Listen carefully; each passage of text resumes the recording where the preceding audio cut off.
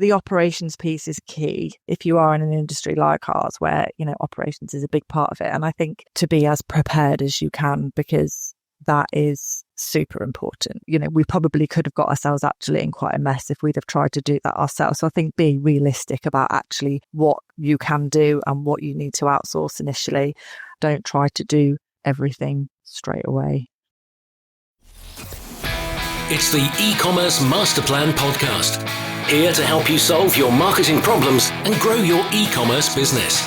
Cutting through the hype to bring you inspiration and advice from the e-commerce sector and beyond. Here's your host, Chloe Thomas. Hello and welcome. It's great to have you here. Thank you for hitting play and choosing to listen to one of our inspiring guests.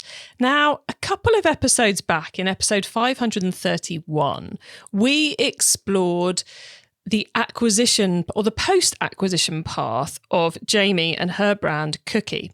And she bought a fairly small e-commerce business and over the course of 12, 18 months turned it into something really rather huge and shared with us her playbook for doing that. Super fascinating episode that I know a lot of you really enjoyed. So when I heard that one of our past guests, Laura from the Kid Collective, episode 433, 2 years ago, had made an acquisition in very different circumstances to Jamie in episode 531, then I just thought, let's have another acquisition story. Let's talk about a different take on acquisition. Now, Laura is already running a big e-commerce business, and she bought last year a second big e-commerce business. So she's going to be taking us through that acquisition, what they've learned, lessons for you guys, what's been good, what's been bad, and what impacts it's had on the whole business. We're going to cover everything from team to buying to warehousing. All these kind of topics are coming up. So whether you're just intrigued about the whole world of acquisition, or you're plotting one yourself, or you're in the middle of one right now, this really is one for you to listen to. Make sure you listen to the end of the episode so you don't miss out on my guest's top tips. We talk a bit of marketing and some very cool tech as well. And at the end, you'll also get my take on this episode. Have you yet downloaded our ebook? To celebrate reaching episode 500, we've created an epic e-commerce success-focused ebook for you, packed with 500 top tips about how to make your e-commerce store more profitable, featuring the advice of many, many past guests alongside industry experts and many of you as well, our listeners. I've checked every single tip and organised the whole thing into sections for you, making it super easy to dip in and dip out and take inspiration as and when you need it. This ebook needs to be sat on your desktop or even printed and sat on your desk. Download your free copy right now at ecmp.info/ebook. Get 2024's most valuable e-commerce ebook now, ecmp.info/ebook. And now to introduce our special guest. Laura Davies is the founder of The Kid Collective, a UK-based toys and parenting business with e-commerce stores on BluePark and Shopify. Founded in 2008, they now process over 10,000 orders a month. Hello, Laura. Hello, Clary. Great to have you back on the show. How have the last 2 years been? It's great to be back. Thank you, Chloe. It's been an interesting couple of years. Lots of change since we last spoke. Lots to talk about. Yeah, excited to delve in. Would it be fair to say the biggest change of the last 2 years has been the acquisition of Scandiborn? Correct, yes. So, we acquired a very respected competitor of ours, Scandiborn, the end of May 2024. So, the journey since then has been very interesting, very busy, very exciting. But overall really positive. We've learnt a lot. It's been really, really great. Cool. I'm looking forward to diving into all of that. But before we get into how it's been, out of interest, how long did it take from, let's buy Scandiborn to actually that May position where you actually got your hands on it? Yeah, great question. We started conversations in January of 2024, and then it was finalised at the end of May. So fairly quick. Yeah. In the good old scheme of things. And I frequently describe my own acquisition of e-commerce tech in 2024 as a bit of an accident, because I wasn't planning it, but it came up and it was like, I have to do this. It'd be very stupid, but I was a bit on the back foot because it wasn't planned. Did you do better than me? Were you more planned than me? I mean, as best as we could be. Obviously, it was a quick journey. We'd sold the Nappy Gurus brand in April, and then sort of once we knew that things were progressing, that was a strategic decision. And then, Scandiborn obviously came into the business officially at the end of May. And we kind of got ourselves in a stronger position as we could that first half of the year. And then we kind of had a couple of months over the summer to sort of settle in and get things as strong as they could be before obviously we hit peak season. We're a very seasonal business. So, from September onwards, it was right, let's just survive peak and then we'll review everything again in January. Yeah, it was as good as it could be. Nothing went too dramatically wrong. So it's one of those challenges when you're in a very seasonal business is in an ideal world, you'd spend X number of months just bedding it in and getting it all sorted and running some tests and all the rest. But no, peak comes along and you just have to kind of hold on. But I guess the good thing about that is you are kind of stress testing. If you haven't noticed something by the time you get to January, it's not a problem. Absolutely. Yeah, it was a ride. We got it as strong as we could. We had a really, really strong peak season. So, there's absolutely no complaints. We know that this year we can be even stronger. We kind of knew the improvements that we could have made and that we can still make, but it's just time. There's time and resource. And then we had to accept, there's only so much you can do, and Rome wasn't built in a day. And I feel like we need that printed on our wall. Like we'll get it done. Yeah. Very cool. So let's talk about buying Scandiborn. You got the keys, as it were, in May. What at that point was your objective, your strategy with the business? Was it straightforward growth and expansion? Was it customer merging? Was it learning new things? What were your initial plans of the value of it to you? So by that stage, the Kid Collective had very firmly become a toy company. We'd spent a few years testing different ranges and seeing what really worked for us on Kid Collective, and we did a rebrand, and we had a really strong direction for that. The acquisition of Scandiborn was a strategic one for a number of reasons. It enabled us to enhance our overall presence. It increased our buying power, and it really just enabled us also to diversify in the parenting market, where we had the Kid Collective that was so strong in toys. Scandiborn is also very strong in toys. Toys is the strongest category on the platform. However, there's also clothing, there's furniture, there's nursery interiors. So there's a lot of scope for diversification, which is what we wanted to do. Over the years, I've learned that, you have to keep evolving, and you have to, I don't like to have all my eggs in one basket. Toys is great, but toys is very, very seasonal. So actually, where you've got things like the interiors and clothing, it does enable you to have a few more mini peaks throughout the year. So it gave us a lot of opportunity, and the sort of tech that came with it and the database that came with it and the presence in the market was too strong for us to turn down. Because you kind of sit at that fork in the road, you're like, right, we need to diversify. You could have just built a furniture or a clothing brand organically using your existing database, maybe under the Kid Collective or maybe on a separate branding. What made you want to go for the acquisition route rather than the start it from scratch route? Yeah, I mean, absolutely. That, a start from scratch would have been an option for us. But Scandiborn has, it had been around in the market for a number of years. It acquired a really strong reputation, really strong brand awareness. Like I said, an enormous database. The tech was there. Everything was there to just pick it up and run it. Obviously, we've already done a lot of tidying up and a lot of changes and tweaks, and there's still more that we want to do. But the foundations were just there. So it was actually a really easy decision for us. And of course, then you're you're 8 leaps ahead or something. Yeah. Everyone, I don't know what those 8 leaps would be. I'm just picking a number out of the air before anyone's going on. She said 8 leaps. You're so much further ahead because you've already got a customer base you can learn from and so on and so forth. So you mentioned the tech stack a couple of times, which I think is, I don't know, 5 years ago, no one would have mentioned tech stack in their decision to buy something. So why was the tech stack such a key part of the purchase for you? So as you know, like our platforms, we've always worked with BluePark ecom platform.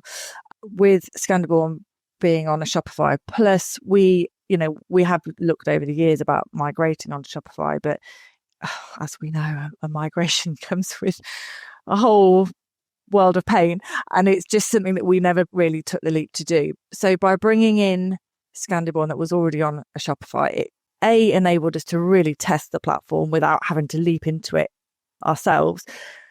And then it's also kind of given us that revenue protection. So when we do migrate, we've kind of got, we've got that protection where, if we do drop organically, the Kid Collective does rank really well for organic search. We've put a lot of investment and time into the SEO piece. So the Shopify was great, but it literally, it has the gold standard of tech stack. It is on the Shopify Plus. It's got the gorgeous for the customer relations. It's Klaviyo, which we use anyway with the Kid Collective. So, we knew that, but it had an enormous database within that. It also has a portion of dropship. So that runs through modern dropship. So about it was about 30% was running through dropship. I'd say that's probably more like about 20% now. So again, it kind of gives you a lot of levers to pull as well, with lots of different things going on. And then we've actually brought in some tech to further that, and we are continuing to do so. So we're really enjoying the tech piece at the minute. It's like, I think because we've had BluePark, which is it's a very comprehensive platform, but it doesn't have the scalability that Shopify does. So we're really enjoying actually being able to integrate all of these different softwares and the apps. And it's like, we can do this now. We've always wanted to do that. Oh, now we can. So yeah, we're enjoying that very much. I love that you've been able to get right. Okay, we know we've probably got a replatforming coming up. How cool would it be if we could fully test out what we think is our new platform in the wild when it's all ours before making that leap, and test out the partners and the integrations and all the rest of it. So you've always got the SEO question, but you've ironed out so much of the other things. You're going to be so much more experienced when it comes to briefing and managing that, having already worked with one, which I think, so I totally get why the tech stack was an attractive part of the purchasing decision. Yes, absolutely.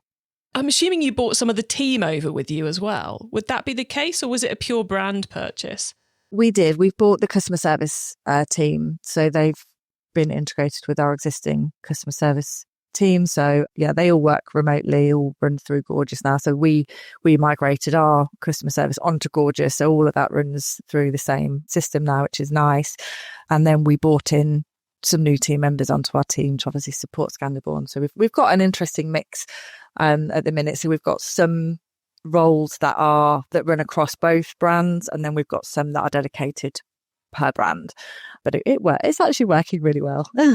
Yeah, I'm never sure there's a perfect way of doing that in terms of it must be two complete silos or everybody must be able to work on both, because I think sometimes it changes from role to role. Like if you've got someone who's buying toys, then it would be stupid for them not to work on both brands. But if you've got someone who's only buying furniture, where's their role in Kid Collective? But if you're on finance, I mean, really, does it matter? Exactly. Yeah. It's actually working really well. Like we have buyers for each brand, but then they work really collaboratively together because there is obviously crossover of products that sell on both sites. And then soon we'll actually be able to do centralized ordering. So at the moment our stock is split, but we will be able to, forecast and bring all of that in together. So they'll actually be working even more collaboratively than they are already. But then we've got like marketing, they do work pretty separately. But again, there's a lot of conversations, as we all work in the same office, and there's a lot of talking but yeah, quite sort of different strategies as well. So yeah, it's interesting. Well, which is great, because when you've got two brands playing in a similar marketplace, but which are very different, you should be able to test and learn between the two of them. You know, go, oh, that works. Gorgeous works really well on that customer service. Let's move everybody over onto that. Or, oh, we tried this thing with the email signups and it's awesome. You guys should be trying it too. It gives you that extra bit of test and learn, doesn't it? Yeah, exactly. 100%. And how's the ops piece? Because I remember last time you were on the show, we talked a lot about the joys of keeping your fulfillment in-house. So was Scandiborn immediately in your warehouse, or have you gone through some phases with that? Yeah, so in order to make the acquisition work, we had to outsource the operations for Scandiborn. So at the moment, we are running all of the Kid Collective operations on our own site, and we're running Scandiborn through a 3PL partner who are and have been absolutely fantastic. Like, I literally cannot fault them. However, for us, the goal and the longer term strategy was always to have all of those operations under one roof, and we wanted to manage them. It has been interesting. Again, it's been a learning opportunity to actually compare in-house operations to 3PL. And I can 100% see the pros and cons of both. Don't get me wrong. And I know, like, I've always advocated, we love having our own warehouse, and then you get into peak and you're like, I don't want to do this anymore. But for us, I think we have a lot of different supply partners. Our product mix is very diverse. And for us, having that point of control is something that we really do want to have. So we've been really fortunate that we have secured a new location. So we are moving to a bigger unit this year, and we will be bringing all operations under one roof, which is going to help us tremendously from an economies of scale perspective, from a stock holding perspective, from a buying perspective. Everything will become a lot more centralized. And again, we're bringing in tech that is going to support that piece and enable that kind of forecasting and buying and operations kind of all much more seamlessly, which is going to be lovely. Ahead of next peak. Yeah, I was going to say, I'm guessing that's must be completed by August project. Correct. Yeah, absolutely. But like you said, such a learning opportunity with buying a second business and incorporating it in and learning from all those different ways of doing things.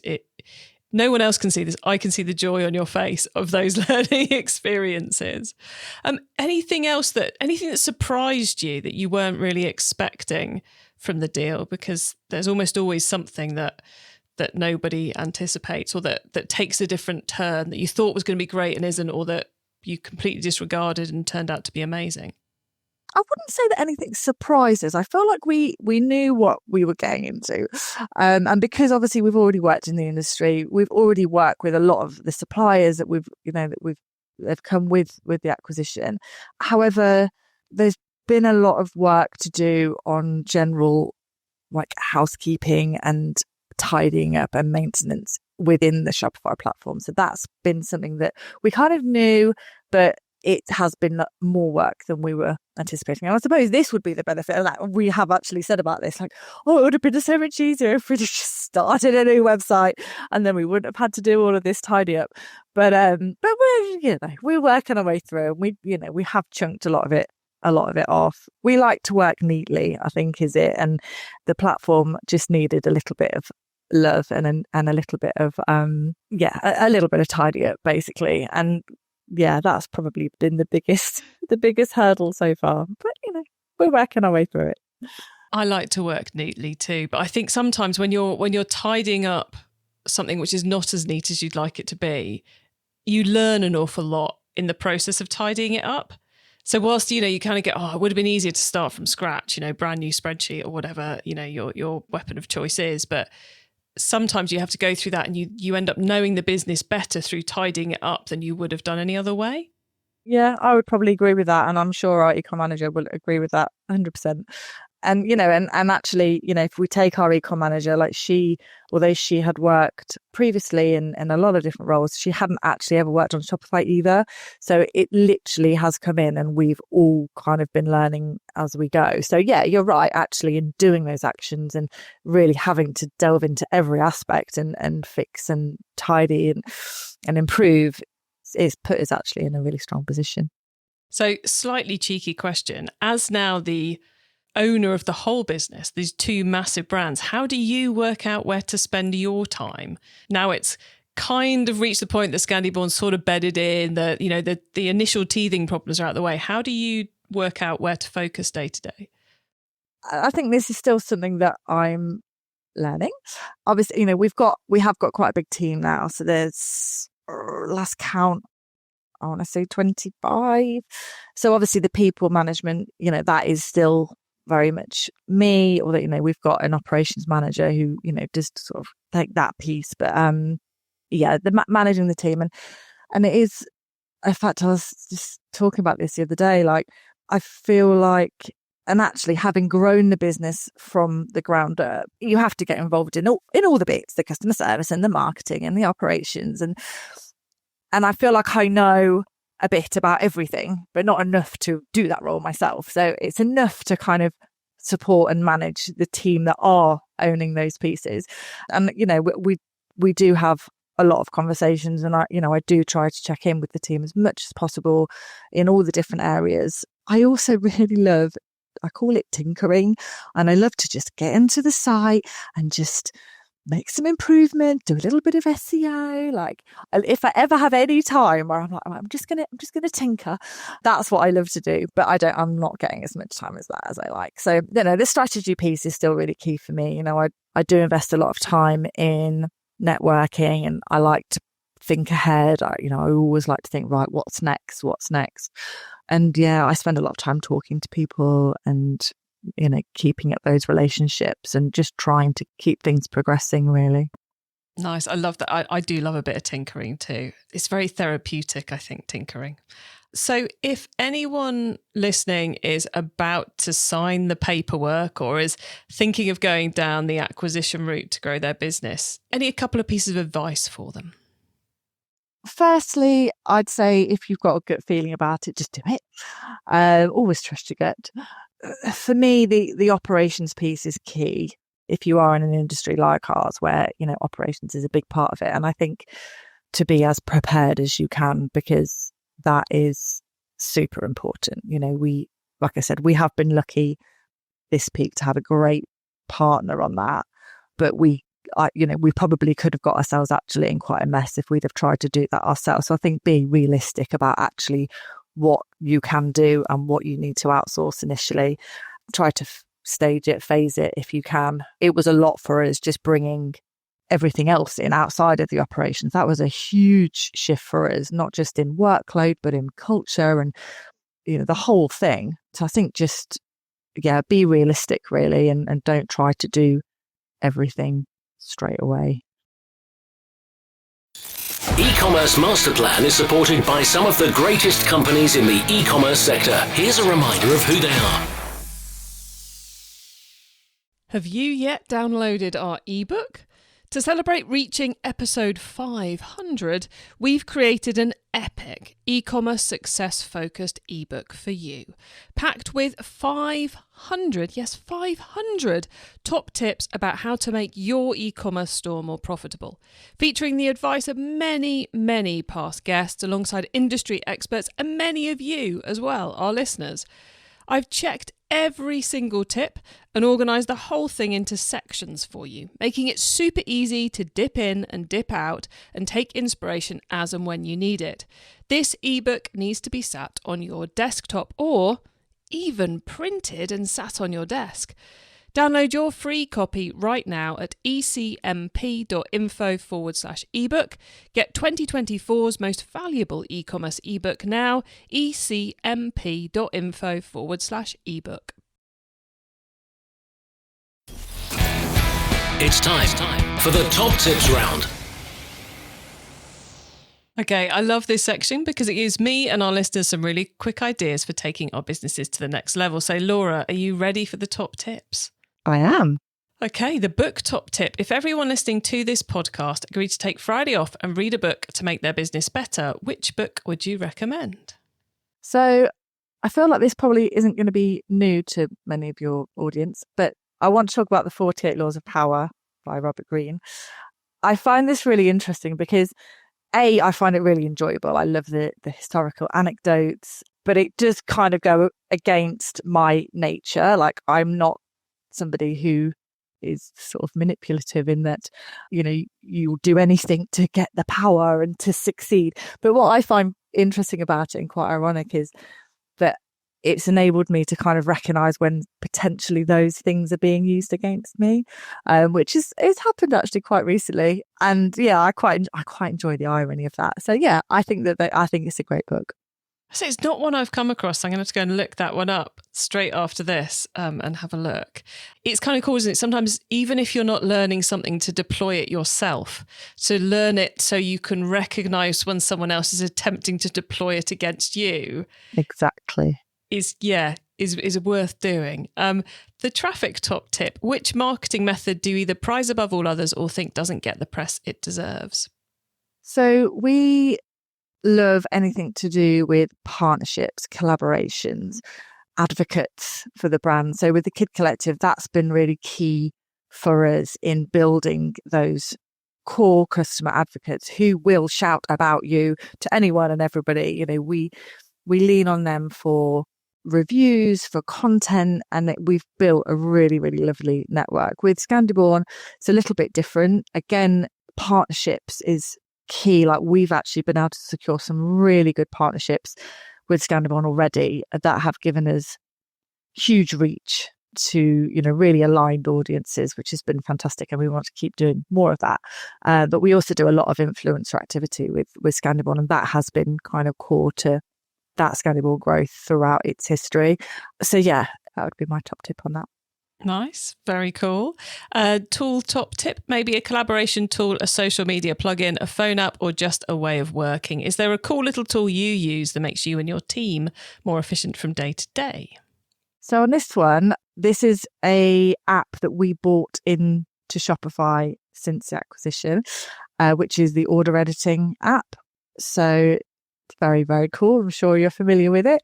So yeah, it obviously enables customers to go into their order once they've placed it, make any amends, change the address. You can upsell, which is something that actually we're testing more of now. And certainly over peak, the impact that had on our CX team was huge. It really did help to alleviate that pressure on, I've placed my order and I've put my postcode wrong. It took a huge number of tickets away. So that would be a really strong recommendation from me. It is a mad app. You kind of go, how did this not exist 20 years ago? Why did we not build this? It's just like, how stupid are all of us for not having thought of this? Because it just delivers on so many fronts. Customer experience, lowering tedious jobs for the customer service team so they can do more interesting things. There's upsell potentials. Yeah, it's just, I mean, kudos to those guys for building it massively. So very, very cool app. And yeah, if I had a brand, I would so totally be putting it in place. Right, I think we've given them enough of a plug.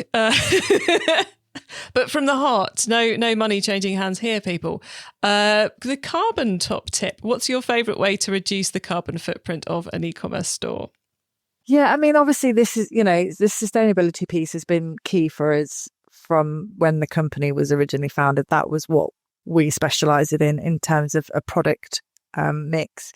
We do, although our products have changed, we do continue to be conscious. You know, we are selective over the products that we sell and where they're sourced. Our packaging is recycled and recyclable. We did install solar panels on our unit. However, we're about to move, so that's a disappointment. But you know, it's just we just always look for those sort of wins and how we can kind of elevate that. You know, it is one of our core values. So yeah, anything that we can do, we will do that. Brilliant. Laura, always a pleasure to chat with you. So thank you so much for coming on to tell us about your acquisition journey. Before we say goodbye though, could you please let the listeners know where they can find you and your business on the web and social? Absolutely. Thank you, Chloe. So you can find the Kid Collective on thekidcollective.co.uk, and Scandiborn is scandiborn.co.uk. And then you can find us on Instagram and TikTok and Facebook, all with the same handles, the Kid Collective and Scandiborn. Thank you. Simple as that, everybody. Laura, thank you so much for coming on the e-commerce master plan podcast and sharing so much advice with the audience. Really appreciate it. Absolute pleasure. Thank you so much for having me back.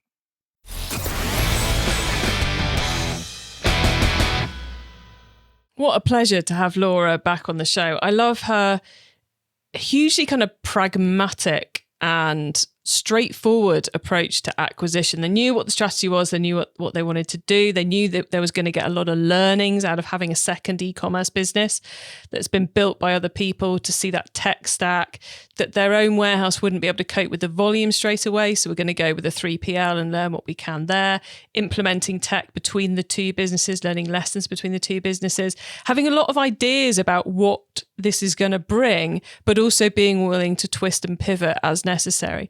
Really, really fascinating. I hope if any of you are going through an acquisition or planning an acquisition or thinking about doing acquisition, I hope that's helped you. You get your hands on the notes from this episode, including the top tips and links to what we mentioned, by heading over to ecommercemasterplan.com. You can also use our direct episode short links. Just put ecmp.info/the number of this episode into the URL bar and you'll go straight to the right page of the site. When you get to the website, you can also add yourself to our email list so you don't miss out on any of the other things I share to help you improve your business. And if you liked this episode, then why not check out our other Shopify episodes? You'll find those on the website at ecmp.info/Shopify. Thank you for tuning in to this and every episode of the e-commerce master plan podcast. I bring you a new interview every week because I want to inspire and help e-commerce business owners to succeed and thrive with their businesses, including progressing along the path to net zero. So if you know someone this show can help, please tell them to listen to the e-commerce master plan podcast. I hope you have a great week and don't forget to keep optimizing. Thank you for listening to the e-commerce master plan podcast. Find out more at ecommercemasterplan.com/podcast. It's time to download our 500 top tips to make your e-commerce business more profitable ebook. Go to ecmp.info/ebook now.